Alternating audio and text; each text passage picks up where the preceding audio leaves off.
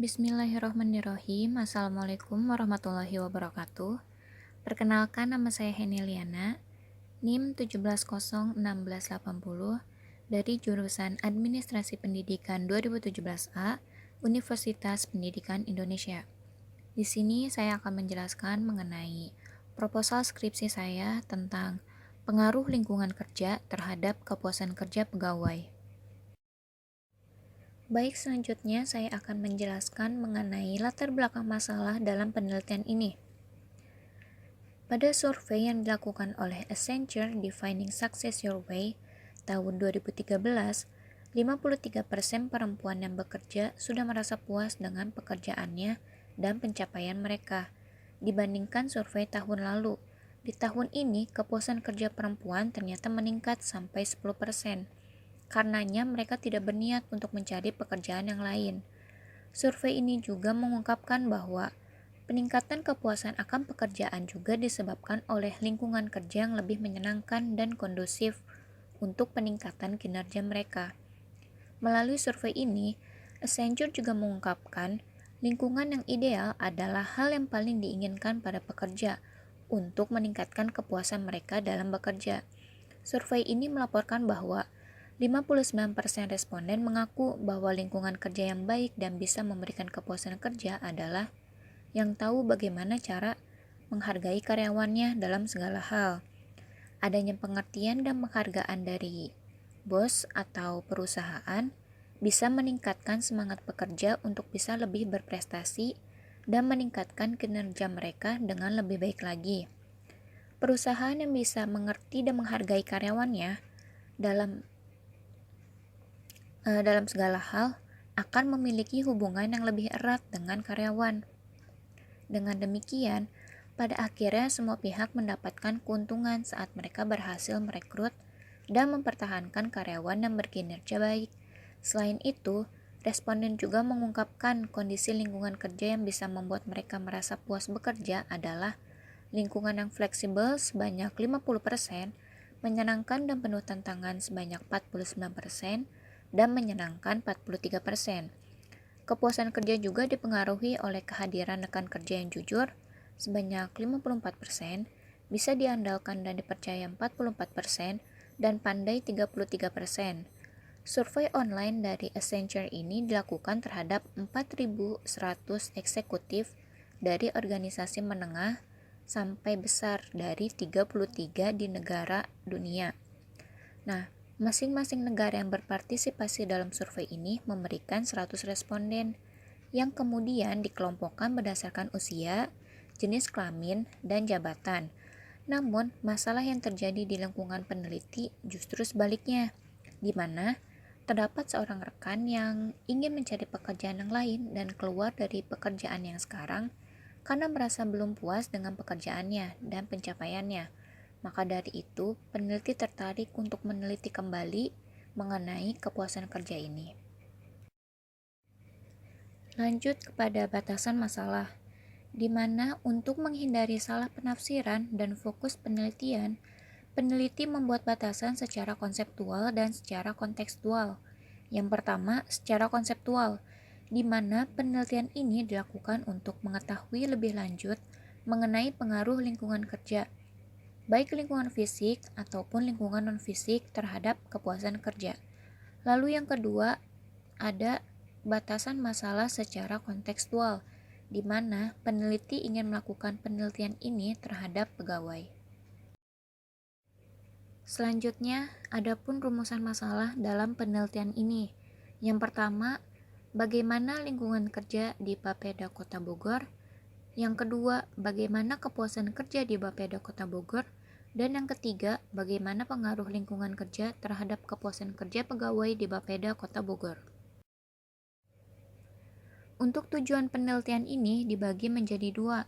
Yang pertama, ada tujuan umum, di mana tujuan umum dari penelitian ini dilakukan untuk mencari ada tidaknya pengaruh lingkungan kerja terhadap kepuasan kerja pegawai di Bapeda Kota Bogor. Sedangkan untuk tujuan khususnya, pertama yaitu untuk memperoleh gambaran mengenai lingkungan kerja, yang kedua untuk memperoleh gambaran mengenai kepuasan kerja, Dan yang ketiga, untuk memperoleh seberapa besar pengaruh lingkungan kerja terhadap kepuasan kerja pegawai. Untuk manfaat penelitian sendiri, peneliti juga membaginya menjadi dua. Yang pertama, manfaat secara teoritis. Penelitian ini diharapkan dapat menjadi referensi bagi pengembangan disiplin ilmu administrasi pendidikan, khususnya mengenai manajemen sumber daya manusia.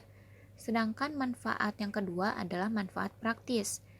Peneliti membaginya menjadi dua. Pertama, manfaat bagi peneliti, di mana penelitian ini diharapkan dapat meningkatkan wawasan peneliti, khususnya dalam pengaruh lingkungan kerja terhadap kepuasan kerja pegawai. Dan yang kedua, manfaat bagi lembaga.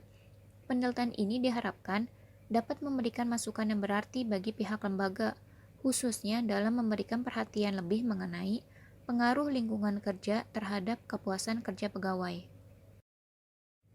Selanjutnya adalah hipotesis penelitian.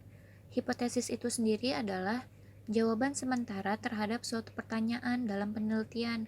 Pertanyaan penelitian tersebut berasal dari dugaan penyebab masalah yang bersumber dari hasil penelitian dan pengalaman ataupun pengamatan peneliti. Kemudian dugaan ini dikonfirmasi dengan landasan teori yang menghasilkan pertanyaan penelitian. Dari pertanyaan penelitian ini menghasilkan suatu kerangka konsep yang berisi variabel terpilih yang akan diteliti. Variabel-variabel ini didefinisikan dalam sebuah tabel definisi operasional sebagai dasar uji hipotesa. Di sini, peneliti memberikan hipotesis terhadap penelitian ini bahwa terdapat hubungan positif dan signifikan antara pengaruh lingkungan kerja terhadap kepuasan kerja pegawai di Bapeda Kota Bogor. Lanjut kepada asumsi atau anggapan dasar penelitian. Anggapan dasar yang menjadi landasan berpijak dalam penelitian ini dibagi menjadi dua. Yang pertama, dari suatu survei yang telah dilakukan oleh Accenture, Defining Success Your Way, pada tahun 2013 melaporkan bahwa 59% responden mengaku bahwa lingkungan kerja yang baik dan bisa memberikan kepuasan kerja adalah yang bagaimana cara menghargai karyawannya dalam segala hal. Dan anggapan dasar yang kedua adalah dari pengalaman seorang kawan peneliti yang keluar dari pekerjaannya karena merasa mengalami ketidakpuasan kerja akibat dari keadaan lingkungan yang kurang mendukung, baik yang berhubungan dengan lingkungan fisik maupun lingkungan non-fisik. Selanjutnya mengenai landasan teori dari penelitian ini. Yang pertama, teori mengenai lingkungan kerja. Teori lingkungan kerja menurut Niti Semito tahun 1992, suatu keadaan seseorang yang melaksanakan tugas dan kewajiban serta dapat mempengaruhi pegawai dalam menjalankan tugas-tugas yang dibebankan. Lingkungan kerja meliputi pewarnaan, kebersihan, pertukaran udara, penerangan, musik, keamanan, dan kebisingan. Dan menurut Niti Semito juga, instrumen lingkungan kerja itu dapat diukur melalui 3 hal. Yang pertama, suasana kerja, di mana suasana kerja merupakan suatu kondisi kerja yang menyenangkan, nyaman, dan aman bagi setiap karyawan yang ada di dalamnya. Dan yang kedua adalah hubungan dengan rekan kerja. Hubungan dengan rekan kerja yang ditimbulkan adalah hubungan yang harmonis, tanpa ada saling intrik sesama rekan sekerja. Lalu yang ketiga, tersedianya fasilitas bekerja. Tersedianya fasilitas kerja merupakan suatu peralatan yang digunakan untuk mendukung kelancaran kerja yang lengkap atau mutakhir. Tersedianya fasilitas kerja yang lengkap walaupun tidak baru merupakan salah satu penunjang proses dalam bekerja. Untuk teori yang kedua ada teori kepuasan kerja, di mana teori dua faktor yang juga dikenal dengan teori motivasi Herzberg atau Huygens motivator. Teori ini dikembangkan oleh Herzberg tahun 1923 sampai tahun 2000. Teori ini menganjurkan bahwa kepuasan dan ketidakpuasan merupakan bagian dari kelompok variabel yang berbeda, yaitu motivator dan Huygens faktor. Ketidakpuasan dihubungkan dengan kondisi di sekitar pekerjaan, baik itu kondisi kerja, upah, keamanan, kualitas pengawasan, dan hubungan dengan orang lain, dan bukan dengan pekerjaan itu sendiri. Sebaliknya, kepuasan ditarik dari faktor yang terkait dengan pekerjaan itu sendiri atau hasil langsung daripadanya seperti sifat pekerjaan, prestasi dalam pekerjaan, peluang promosi, dan kesempatan untuk pengembangan diri dan pengakuan. Karena faktor ini berkaitan dengan tingkat kepuasan kerja tinggi yang dinamakan dengan motivator. Selanjutnya ada kerangka berpikir. Nah, di sini kerangka berpikir peneliti membaginya menjadi 3. Yang pertama berdasarkan input, di mana input itu terdiri dari lingkungan kerja pegawai dan kepuasan kerja pegawai. Sedangkan dalam prosesnya adalah menjalankan tugas yang diberikan, dan untuk output sendiri yaitu diharapkannya dapat meningkatkan kepuasan kerja pegawai. Nah, salah satu kunci kesuksesan dalam suatu organisasi adalah dalam mengelola pegawai. Salah satu hal yang perlu diperhatikan dalam pengelolaan pegawai adalah bagaimana cara agar bisa meningkatkan kepuasan kerja pegawai itu sendiri.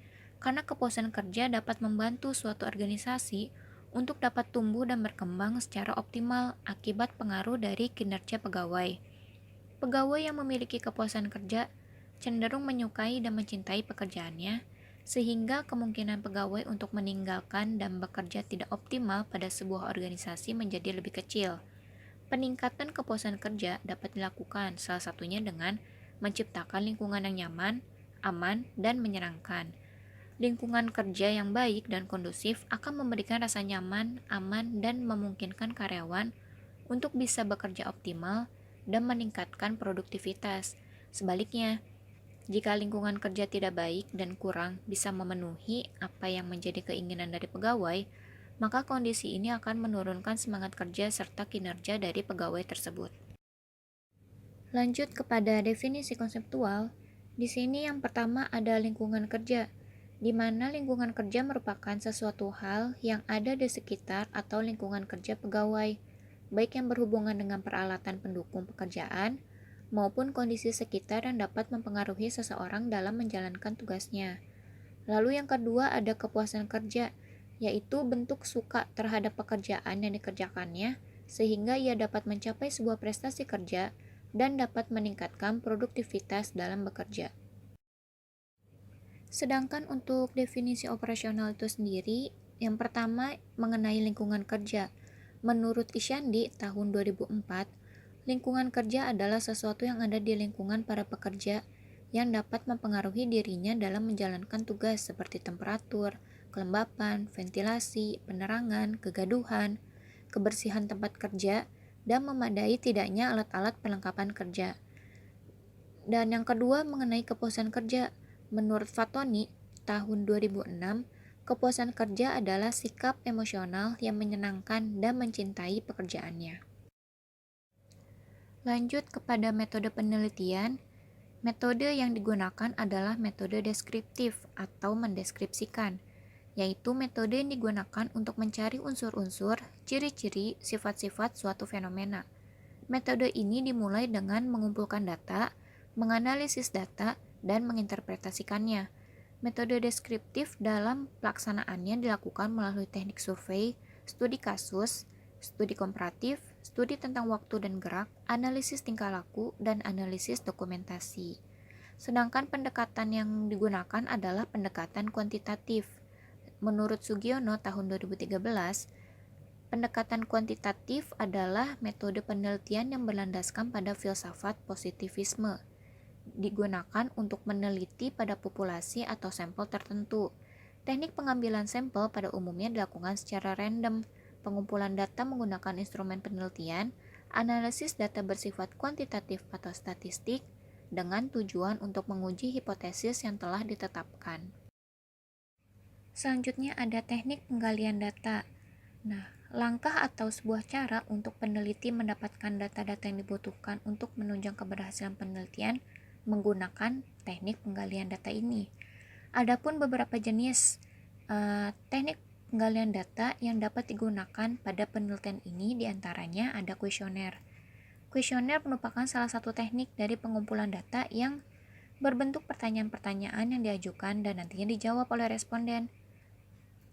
Sesuai dengan pernyataan Sugiono, kuesioner merupakan teknik pengumpulan data yang dilakukan dengan memberi seperangkat pernyataan atau pertanyaan tertulis kepada responden yang nantinya akan dijawab. Tujuan pokok pembuatan kuesioner ini untuk mendapatkan data yang relevan dengan tujuan penelitian dan mendapatkan data dengan reliabilitas dan validitas yang setinggi mungkin. Teknik yang digunakan pada penelitian ini menggunakan teknik tidak langsung, di mana peneliti melakukan komunikasi dengan kuesioner. Menurut Suharsimi, ada dua jenis angket, yaitu angket terbuka dan tertutup. Berdasarkan pendapat tersebut, peneliti memilih angket tertutup untuk mengukur variabel yang digunakan. Lalu yang kedua ada dokumentasi. Menurut Agdon, dokumentasi merupakan pengumpulan data yang ditunjukkan untuk memperoleh data secara langsung dari tempat penelitian, meliputi laporan kegiatan maupun foto-foto. Lalu studi dokumentasi ini bertujuan untuk mendapatkan data dan informasi. Yang ketiga ada wawancara. Wawancara merupakan sebuah cara untuk mendapatkan informasi dan data secara langsung dari objek yang diteliti. Menurut Sugiono, wawancara digunakan sebagai teknik pengumpulan data apabila peneliti ingin melakukan studi pendahuluan untuk menemukan permasalahan yang harus diteliti, dan juga apabila peneliti ingin mengetahui hal-hal dari responden yang lebih mendalam dan jumlah responden yang sedikit. Selanjutnya ada prosedur pengolahan data. Dalam penelitian ini, pengolahan data dilakukan dalam dua tahap. Pertama, uji validitas instrumen. Uji validitas merupakan proses pengujian yang dilakukan untuk mengukur kelayakan suatu instrumen yang digunakan dalam melakukan penelitian. Tujuannya adalah untuk mengetahui tingkat kevaliditasan instrumen penelitian tersebut. Data yang valid itulah yang nantinya akan menjadi alat ukur atas hipotesis yang telah dirumuskan. Menurut Sugiono, tahun 2011 mengungkapkan bahwa instrumen yang valid berarti alat ukur yang digunakan untuk mendapatkan data itu valid. Valid berarti instrumen tersebut dapat digunakan untuk mengukur apa yang seharusnya diukur. Tujuan dari uji validitas ini untuk mengetahui apakah kuesioner yang digunakan dalam penelitian ini dapat memenuhi kriteria sebagai berikut. Yang pertama, dapat mengukur apa yang diinginkan. Yang kedua, dapat mengungkapkan data dari variabel yang diteliti secara tepat. Yang ketiga, sejauh mana data yang terkumpul tidak menyimpang dari gambaran tentang variabel yang dimaksud. Dan yang keempat, untuk menguji derajat ketepatan instrumen penelitian agar dengan menggunakan validitas internal dengan analisa butir pada masing-masing variabel. Lalu yang kedua ada uji reliabilitas instrumen. Nah, setelah dilakukan uji validitas, kemudian dilakukan uji reliabilitas untuk mengetahui sejauh mana suatu instrumen dapat dipercaya. Seperti pendapatnya Sugiono bahwa reliabilitas menunjukkan pada tingkat keterendalan sesuatu. Reliable artinya dapat dipercaya, jadi dapat diandalkan. Uji reliabilitas bertujuan untuk mengetahui tingkat konsistensi dan kestabilan instrumen penelitian sebagai alat pengumpulan data. Reliable berarti dapat dipercaya, sehingga angket yang diuji akan menghasilkan data yang sama, meskipun diukur dalam waktu yang berbeda. Sebagaimana yang diungkapkan oleh Sugiono, bahwa instrumen yang reliable adalah instrumen yang bila digunakan beberapa kali untuk mengukur objek yang sama, akan menghasilkan data yang sama. Selanjutnya masuk ke dalam pembahasan penelitian mengenai populasi dan sampel. Populasi penelitian adalah keseluruhan sumber data atau objek penelitian. Dalam kaitannya dengan objek penelitian, Sugiono memberi pengertian bahwa populasi adalah wilayah generalisasi yang terdiri dari objek atau subjek yang menjadi kuantitas dan karakteristik tertentu yang ditetapkan oleh peneliti untuk dipelajari dan kemudian ditarik kesimpulannya. Maka yang dijadikan populasi sebagai sumber data adalah pegawai Bapeda Kota Bogor yang berjumlah 48 orang. Lalu menurut Sugiono, sampel adalah bagian dari jumlah dan karakteristik yang dimiliki oleh populasi tersebut. Dengan demikian dapat dikatakan bahwa sampel merupakan bagian dari populasi yang diambil dengan teknik tertentu sebagai sumber data yang dianggap mewakili karakteristik atau sifat populasi. Menurut Suharsimi, menjelaskan bahwa pengambilan sampel harus dilakukan sedemikian rupa, sehingga diperoleh sampel yang benar-benar dapat berfungsi sebagai contoh. dapat diambil antara 10-15% atau 20-25% atau lebih apabila subjeknya lebih dari 100. Dalam penelitian ini, jumlah subjeknya tidak besar dengan jumlah 48 orang. Maka peneliti mengambil 50% dari jumlah populasi, maka yang menjadi sampel adalah pegawai berjumlah 24 orang. Pembahasan terakhir mengenai kisi-kisi penelitian, di mana dalam variabel penelitian itu dibagi menjadi dua. Pertama terhadap mengenai lingkungan kerja, dan yang kedua mengenai kepuasan kerja. Untuk variabel pertama yaitu lingkungan kerja, di mana dimensi variabel penelitian yang pertamanya adalah lingkungan kerja fisik, dan indikator dimensi variabelnya adalah bangunan tempat kerja.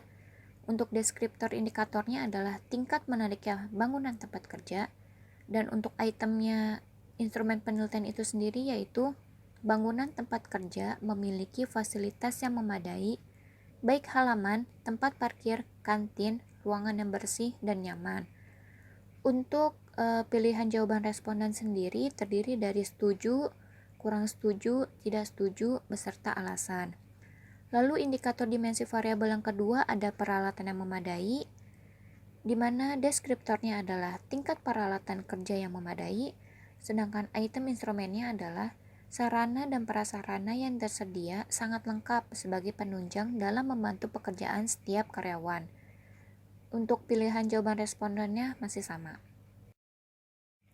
Lanjut kepada indikator dimensi variabel yang ketiga, yaitu ada fasilitas, di mana deskriptor indikator yang pertama ada tingkat fasilitas tempat istirahat karyawan. Untuk item instrumennya sendiri yaitu terdapat ruangan khusus yang dapat digunakan sebagai tempat istirahat karyawan dengan fasilitas yang memadai. Untuk pilihan jawaban respondennya secara keseluruhan sama, yaitu setuju, kurang setuju, tidak setuju, dan alasan. Lalu, deskriptor indikator yang kedua tentang tingkat fasilitas tempat ibadah. Item instrumennya adalah tempat ibadah telah dilengkapi dengan peralatan ibadah yang lengkap, bersih, dan nyaman. Lanjut kepada indikator dimensi variabel yang keempat, yaitu tersedianya sarana kendaraan. Deskriptornya adalah tingkat tersedianya kendaraan bagi karyawan, dan item instrumennya adalah terdapat kendaraan khusus bagi karyawan yang dapat digunakan untuk mempermudah pekerjaan. Lanjut kepada dimensi variabel penelitian yang kedua, yaitu lingkungan kerja fisik, di mana indikator dimensi variabelnya ada hubungan rekan kerja setingkat. Lalu deskriptornya yang pertama tingkat kerja sama dalam menyelesaikan pekerjaan. Item instrumennya adalah hubungan kerjasama dengan rekan kerja berjalan baik dalam menyelesaikan tiap tugas. Lalu deskriptor indikator yang kedua mengenai tingkat kekeluargaan dalam hubungan kerja.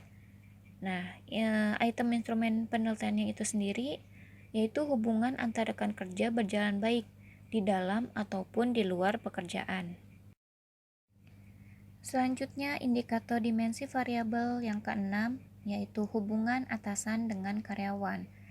Deskriptor indikator yang pertama tingkat adanya menghargai kepada bawahan. Item instrumennya adalah atasan selalu menghargai setiap pekerjaan yang dilakukan oleh bawahan.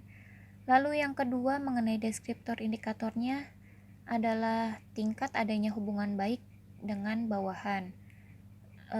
Item instrumennya adalah atasan selalu menjaga komunikasi dan hubungan baik dengan bawahan, baik dalam pekerjaan maupun di luar pekerjaan. Lanjut kepada variabel penelitian yang kedua mengenai kepuasan kerja, di mana dimensi variabel penelitian yang pertama yaitu pekerjaan itu sendiri. Untuk indikator dimensi variabel yang pertamanya mengenai pekerjaan yang sesuai kemampuan, lalu deskriptornya adalah tingkat pekerjaan sesuai kemampuan, item instrumennya adalah penempatan posisi dalam bekerja sudah sesuai dengan kemampuan masing-masing karyawan.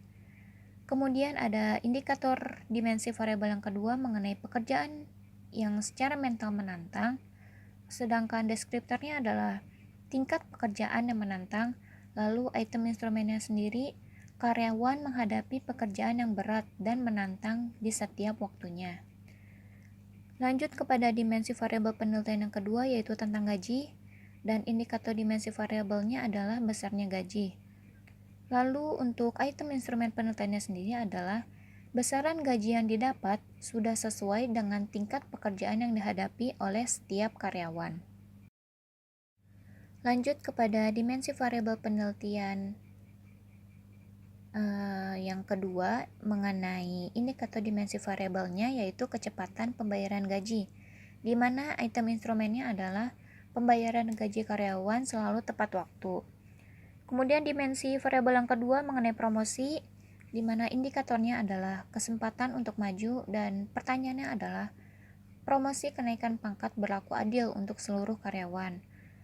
Dan untuk indikator yang kedua mengenai cara pemilihan promosi, item instrumennya adalah promosi yang dilakukan oleh pihak lembaga sudah sesuai dengan persyaratan.